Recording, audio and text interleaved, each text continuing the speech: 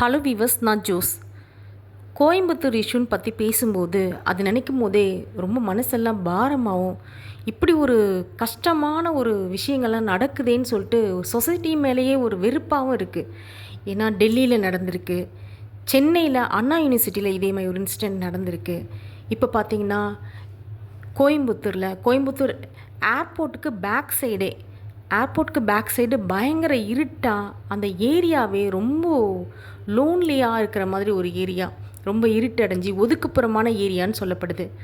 அது மட்டும் இல்லை, எல்லா காலேஜஸ் 2-3 காலேஜஸோட பேக் சைடும் அதுதான். அந்த இடத்த ரொம்ப பராமரிக்காமல் அப்படியே விட்டு வச்சுருக்காங்க. ஒரு லைட்டு கூட அங்கே கிடையாதான், இப்படி தான் சொல்லப்படுது.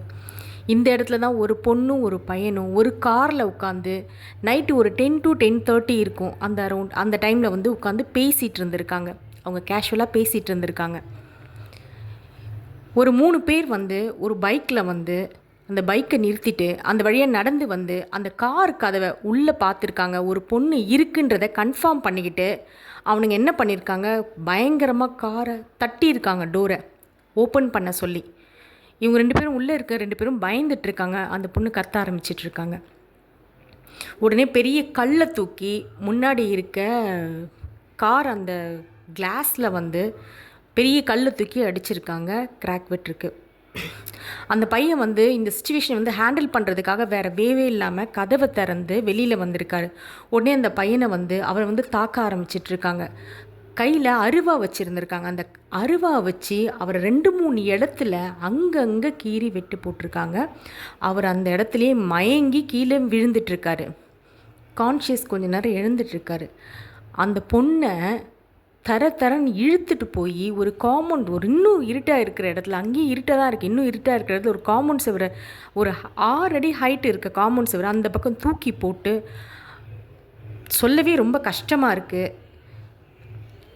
அந்த பொண்ணை அந்த 3 பேரும் சேர்ந்து பாலியல் வன்கொடுமை பண்ணியிருக்காங்க. இந்த பர்சன், அந்த பொண்ணோட ஃப்ரெண்ட், அவருக்கு கொஞ்சம் கான்ஷியஸ் திரும்பவும் என்ன பண்ணியிருக்காருன்னா 100க்கு கால் பண்ணியிருக்காரு. 100க்கு கால் பண்ணதுக்கப்புறம் கால் ஃபஸ்ட்டு சென்னைக்கு போகும், சென்னையிலேருந்து திருப்பி கோயம்புத்தூர் கனெக்ட் ஆகும். அப்படி ஆகும்போது அவங்க போலீஸாக உடனே என்ன பண்ணியிருக்காங்க, அங்கேருந்து வந்திருக்காங்க. ஒரு 15 மினிட்ஸ்க்குள்ளே இந்த பொண்ணை தேடி இருக்காங்க. அந்த போலீஸும் கிட்டத்தட்ட நிறைய போலீஸ் வந்திருக்காங்க. போலீஸ் அந்த ஃபோர்ஸும் இந்த பையனும் சேர்ந்து டார்ச் லைட் அடித்து அந்த பொண்ணை ஃபுல்லாக தேடி இருக்காங்க. அந்த பொண்ணு காலேஜில் படிக்கிறாங்க, கோயம்புத்தூர் காலேஜில் ஹாஸ்டலில் ஸ்டே பண்ணி பிஜி ஃபஸ்ட் இயர் படிச்சிட்ருக்காங்க. அந்த பையன் அவர் ஆட்டோமொபைலில் ஒர்க் பண்ணிகிட்ருக்காரு. ஃபுல்லாக தேடி கடைசி ஒரு வழியாக அந்த பொண்ணே வந்துட்டாங்க. நைட்டு ஃபுல்லாக தேடி இருக்காங்க. ஏர்லி மார்னிங் அந்த பொண்ணே வந்துட்டாங்க. அவங்க வந்த கோலத்தை பார்க்கும்போது ரொம்ப மனசு கஷ்டமாக இருக்குது. இதெல்லாம் நியூஸில் அங்கங்கே நான் இவ்வளோ நாள் இந்த வீடியோ பேசணுமா அப்படின்னு யோசித்தேன். ஏன்னா எல்லா இடத்துலையுமே பெண்கள் தனியாக போகவே முடியல. இப்படி ஒரு விஷயம் நடந்துக்கிட்டே இருக்குது திரும்பி. இதுக்கு ஒரு டாட் நடக்கக்கூடாது. இனிமேல் இந்த மாதிரி ஒரு ப்ராப்ளம் வரவே கூடாது அப்படின்றது தான் எல்லாருமே விரும்புவாங்க. ஏன் அவனுங்க ஒரு மனுஷங்களாக கூட நடந்துக்கலாம். மிருகம் கூட சொல்ல முடியாதுங்க. சரியான பிசாசுங்களாக இருப்பான், அரக்கன்களாக இருப்பான்னு நினைக்கிறேன். அந்த பொண்ணு எவ்வளோ துடிச்சிருப்பா, எவ்வளோ கத்திருப்பா. ஒரு வழியாக அந்த பொண்ணு உயிர் எந்த பிரச்சனையும் இல்லை. அவங்கள உடனே போலீஸ் அவங்கள பார்த்த உடனே ஹாஸ்பிட்டலில் அட்மிட் பண்ணி அவங்களுக்கு தேவையான ட்ரீட்மெண்ட் எல்லாமே கொடுத்துருக்காங்க. அதே மாதிரி இவரையும் ஹாஸ்பிட்டலில் அட்மிட் பண்ணி அவருக்கு கிட்டத்தட்ட ஸ்டிச்சஸே நிறைய போட்டிருக்காங்க. அந்தளவுக்கு அவங்க கையில் வச்சுருந்த அந்த அருவை வச்சு அவரை நிறைய இடத்துல வெட்டியிருக்காங்க. இதுக்கப்புறம் அந்த இடத்த அந்த ஏரியா கொஞ்சம் லைட்டெல்லாம் போட்டு கொஞ்சம் நல்லா பராமரிச்சிருந்தா இந்த பிரச்சனை வந்திருக்காது அப்படின்னு சொல்ல வரல நான். பாய் ஃப்ரெண்டோ இல்லை ஃப்ரெண்டு யாராக இருந்தாலும் நீங்கள் பேசுகிறது தப்பே கிடையாதுங்க, பேசுங்க, அது ஒன்றுமே கிடையாது. ஆனால் இந்த மாதிரி ஆளே இல்லை, ஒரு ஆள் கூட இல்லாமல் இவ்வளோ இருட்டான இடத்துல தயவு செஞ்சு பேசாதீங்க. காஃபி டே போங்க, இல்லை வேறு எங்கே ஒரு பீச் இல்லை எந்த மாதிரி ஒரு நல்ல பப்ளிக் எல்லாம் இருக்கிற இடத்துல போய் அந்த காஃபி ஷாப்பில் உட்காந்து ஒரு காஃபி வாங்கி 1 hour 2 hours கூட நீங்கள் பேசுங்க, ஸ்பெண்ட் பண்ணுங்கள், நிறைய பேசுங்க. இல்லை ஏதாவது நிறைய மக்கள் இருக்கிற இடமா பார்த்து பேசுங்க. நிறைய யார் கேட்க போகிறா? ஒன்றும் கிடையாது. இப்போ இருக்குது, நம்ம 2025 இருக்கோம். 2025 நம்மளை யாருமே கேள்வி கேட்க முடியாது. எல்லாருக்குமே சுதந்திரம் இருக்குது. அவங்கவுங்க மற்றவங்க கிட்ட பேசுகிறதுக்கும் இது ஒன்றும் அந்த பழைய காலம் கிடையாது. ஸோ ஆள் இருக்கிற இடங்களில் பேசுங்க. இந்த மாதிரி பிரச்சனையில் 1-2 பிரச்சனையில் மாட்டிக்கிட்டு ரொம்ப அவஸ்தைப்பட்டு கேட்கவே மனசு ரொம்ப கஷ்டமாக இருக்குது. அந்த மிருகங்களை போலீஸார் வந்து விடலைங்க. உடனே தரத்தி உடனே பிடிச்சிட்டு இருக்காங்க. பிடிச்சா போலீஸே வந்து அவங்க தாக்க ஆரம்பிச்சிட்ருக்காங்க.